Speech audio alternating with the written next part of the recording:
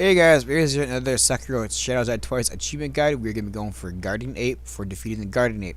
Now, if you watched my Great Serpent achievement, this is, I would say, probably 5 minutes after that, not too far after the Sunken Valley area. So, you're going to be going a little bit deeper into the Sunken Valley area. Basically, right after you defeat the snake, you're taking this pathway, and if you keep following around and take a left, you will come up to grappling points and get up higher. You'll see a bunch of monkeys, and you'll see a little ledge further over to the left and an idol. And if you come over here, you'll see an old lady as well, talking about the dried fruit and pointing downward. When you turn around, you'll see an opening, a big ass opening area. You will see the great ape sitting down there. So, the only thing I really used to help me out was the whirlwind slash. Now, this is very early in the game, so you should probably have this by now. It's a pretty good move to use. It does some good damage, and it's also good for getting some distance and closing that. Other than that, I have the gouging top. I don't have the kunai at this point, but that would probably do pretty good as well. Any throwing weapon upgrade you have would be pretty well against this thing for extra damage and keeping your distance. So, basically, if you want to get ballsy, you can probably get hit on like there, but I didn't quite get both of the hits on it and took some damage. So another thing you can do is the grappling hook move, because you got points when it's got the arrow above its head for you to grapple towards it once it's standing still and has a little bit of vulnerability. You can do that and get a couple hits on it, but I wouldn't really recommend it so much. There are points when it has its vulnerability, so if you're patient enough, if you wait it out, you will be able to get it. It might take a little longer if you don't want to be all ballsy about it. I recommend taking this fight slow, because this thing can deal some serious damage, and you don't want to attack at the wrong moment and take those hits unless you have some serious health upgrades and all 10 gourds, which would be later in the game to get all that stuff as it is anyway. So one of its big key point move spots where I hit it is when it jumps up in the air and slams down. That's one of the few ways I get the taxing on there. Another one is when it does its little poop slam throw. After that, you can rush it and get hit on it there. Other than that, when you use the gouging top shuriken from a distance, make sure you hold RT because it'll get the extra damage. So make sure you pay attention for when it does that jump slam. That's when your biggest opportunity is to get some free hits on it. And the entire time, I did not attack it normally. I used the whirlwind slash the entire time on it. That is a pretty good opportunity to get 2 hits, and if you notice, it takes some good health away from it. I don't know, I used normal attacks the last time I fought it and died. It didn't really seem to do a whole lot of damage versus the whirlwind slash. I've tried other ability moves, but this one seemed to be the most efficient for closing the gap and for getting 2 hits pretty fast on it, and it does a lot of damage. And if you notice, if you use it on other bosses, it does pretty well on them as well. Now, when he sits down like that, you can attack him. You have a few seconds, because as you notice there, he just farted and a big cloud of poison just came out. So if you feel like you're close enough and he sits down, I would maybe get 1 hit, a normal attack on him, and then run. Another good spot is when he throws his little rage fit on the ground and rolls around for a bit. As soon as he's done and starts to sit back up, you can get close enough to get one of those whirlwind slashes on him as well. But besides that, I didn't really want to risk him when he sits down, because as you notice, his pattern isn't always the same. When he does that sit up for a brief moment, he'll either fart or he'll just start rampaging around. This guy is kind of unpredictable. That's why I stuck with a few key moves he has here, like that jump slam, as a guaranteed way to get hits and to play it safe. Like I said, if you really want to, you can rush him once in a while. If you think opportunity, he might take damage, so I wouldn't really recommend it unless you wait for those few moments you know he's going to sit there for a split second and you can attack him. If you follow what I do here and copy what I do, you shouldn't have too much of an issue beating him on your first try. As long as you keep your distance and constantly keep running, use all your shuriken on him, or if you want, because wink wink, there is going to be a part 2 to this fight, you can save him for that as well. It does not matter. I would say the second part he has about the same amount of openings as well, so it doesn't really, doesn't really matter if you use him now or then. You're just going to have to fight him a little bit longer by means of taking him down with your sword. So other than that, there isn't really too much more to this strategy that I use here. Just wait for him to have his little opportunities. I didn't really attack him too much on that note, but I probably could have. It actually is a pretty good time. Once you see him kind of stop throwing around, he kind of has a moment to where he's calming down for a split second, and you can get in there and get a hit, make the fight a little bit shorter. I made this fight drag out for quite a while, just so I can be safe. Like I said, that's another good opportunity to hit him, but I was a little bit slow to react on that one. Is when he throws his poop at you. So make sure when you see him going, you just kind of grab him from behind, grabbing at his butt, you know he's going to go for that poop throw. So make sure that you just keep running to the right, because he tends to throw it with his right hand. So if you keep running to your right, you should kind of be able to avoid it. And I do an extra jump at the end just to make sure that I get out of its path. Now if you want, when he does that little tackle jump, that also is probably another good spot you can get another hit on him as well. But I was kind of being really careful. And see, I kind of went back for it, realizing that, hey, that might be another good opportunity. So make sure you capitalize on that as well. I kind of just skipped out on that a few times, just trying to play it real safe on this boss fight. Because you can, all it takes is a few screw ups, and there goes resurrection right there. Like right there, I intended to throw a shuriken in his face when he was ready coming at me, which is not a good idea. So make sure you're leery of his moves that give you a little forewarning that, hey, something big is coming. That means get back. And as you can see here, I'm about 7 minutes into this video and he's already about dead on his first bar. So that means the rest of the video is all of his second stage fight. Which, like I said, either way, save your spirit emblems for the first or second part of the fight. It does not matter. It'll be about the same if you are trying to capitalize on the moments I told you about. Once we get to his second fight here, I will show you the spots where you can capitalize on those moments to get damage on him as well.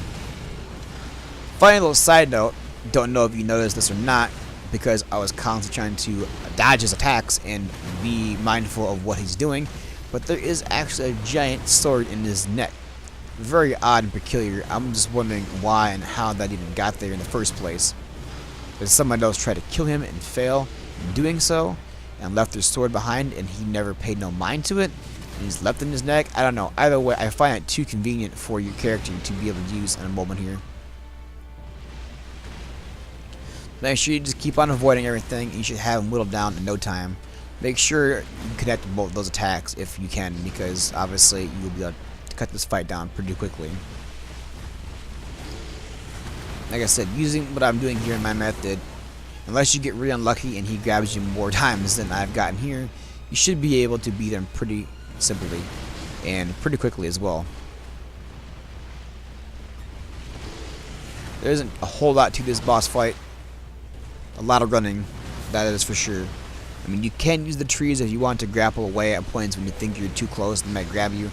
There's also some tree branches above you from trees that he cannot destroy, so if you can get to those, and if you wanted to stay in those areas towards the end of the wall, that'd also be a good point to see if you got pinned back, maybe to launch yourself forward to get over him.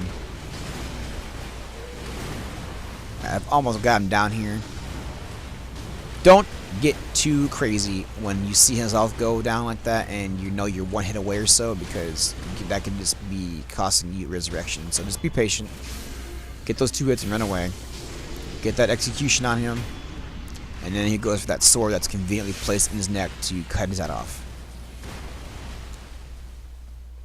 Now, if you're wondering why you have not got your achievement at this point, because there is a part 2 to this fight. So spoiler, in case you didn't know that. So in a moment here, he will be getting back up, and you might want to run. So he'll pick up his head and the sword and start coming at you, and be doing some crazy attacks. So it took me a few minutes of watching him to realize when I wanted to attack. Right there, those 4 swipes is when you want to attack him. That one right there, I would not recommend doing. You can possibly get a hit, but I'm pretty sure you're going to take damage in doing so. I've tried before, and it's not a very good time to attack him. That time right there would not be very well either. It doesn't seem like it because he's just standing there, but he will, when you get close enough, he will do some other attacks. See, I tried it here. Unless I was fast enough, I might have been able to get it, but I did not want to chance that attack.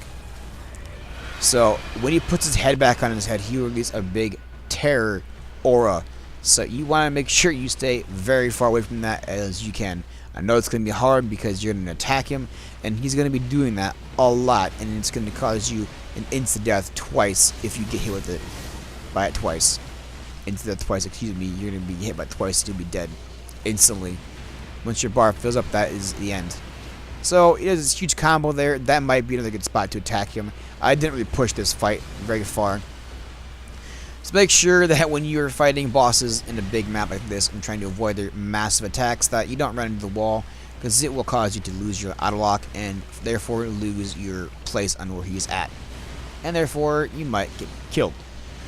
So like I said, I spent about a few minutes trying to figure out when was a good time to actually attack him. Now he does another jump attack slam, which is a good spot, but I was not fast enough to get in there because I was still hesitant at this point and when to attack him, because this was the first time I actually got this far in the fight, and I also ended up beating him by being very patient. As you can see, I already wasted all my gourds except for one, so I'm trying to be very stingy and very careful here. So when I realized that this right here was my key moment, that attack right there is when you want to attack him. Every single time he does that, go in there and get him. You might be able to get him when he does that dive attack, but like I said, he might just come back with some more attacks, so just be very careful. I'm still figuring it out as I'm playing, and as you can see, I'm taking a lot of hits. I'm still trying to figure out my window of opportunity to be able to figure this out. You'll see me start to figure it out here in a moment once I actually start to go to town on him every time he does that one attack. That attack is pretty bad, so make sure you stay clear of that. That thing has got some serious reach. Even when you think you are out of reach, you might actually still get hit by it. So there you go. I'm starting to go in now, and a lot of time after that, when you hit him, he will unleash that. So jump back and run back, whatever you can do. If you can jump on him to get that little bit of extra push, that'll definitely keep you out of harm's way for that attack. You might get hit by a little bit, but that is as far as it'll go. It should not actually hit you very much. So he does 4 swings, so keep that in mind, and usually he'll do that, put his head back on his head thing right away and roar, so be prepared for that to run.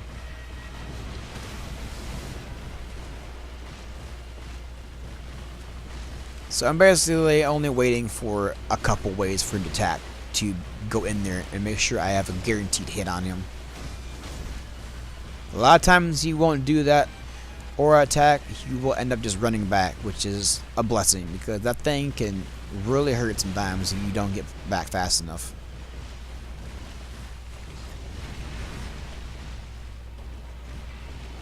Now, a lot of times I try to end up goading him into trying to get that other attack to come, but it doesn't always work out as well. Just gotta kind of get lucky, and hopefully he'll do that 4-swing attack, which he does pretty frequently. It seems like if you get a little bit of distance from him, he'll try to do that to close that gap. So right there, I end up jumping off of him and end up getting that extra distance and getting out of his harm's way a lot better than just trying to normally run back. It doesn't always work out so well, but it is definitely the best way. Now, as you can tell, since I figured out when I wanted to attack him, that his life was ready a quarter way down. So with that being said, he doesn't tend to do that jump, but if he did that jump more often than he does the other swings, the little jump slam, with that, I would have been able to probably take him down a lot faster. Look at that. I got hit barely by that thing, and I'm almost halfway full of terror. Pretty bad. I mean, right there, like I said, you could probably get a good swing on him there. I didn't want to push it because he does some swings back to back from time to time, and it's pretty sporadic. So, like I said, I'm on my last healing item, and I'm trying not to resurrect if I don't have to. Right here, I kind of missed on my moment to attack him. So make sure you don't miss your moments, and this fight will be a lot easier.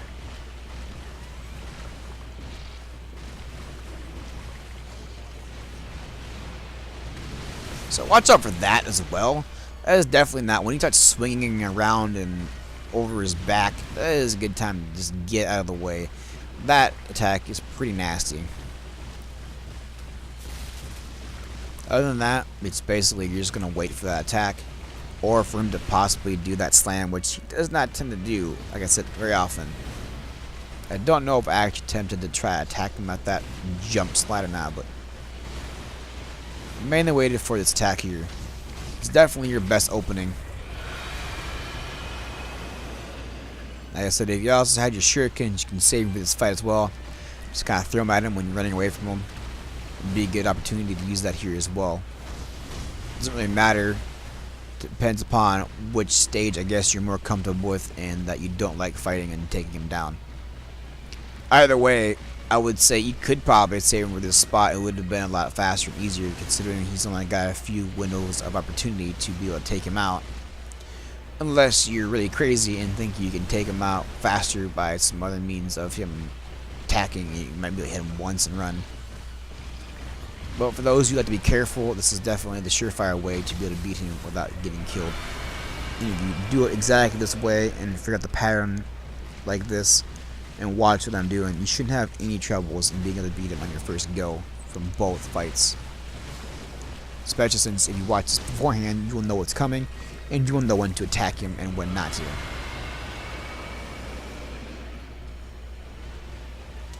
And considering I had no idea what I was getting into this fight, I thought that this was pretty crazy. So you're just gonna basically watch me run around for another 4 minutes and actually end up beating him like this. I think I'm gonna cut the video here from me talking, and that should do it. You got the basic tips on what to do and when to attack. So I'm gonna leave it at that and let the video play out the rest of the way, and you guys can watch me finish him off. Alright guys, thanks for watching. Stay tuned for more Sekiro guides coming soon when I get the chance to. And I'll catch you later. Make sure you like and subscribe.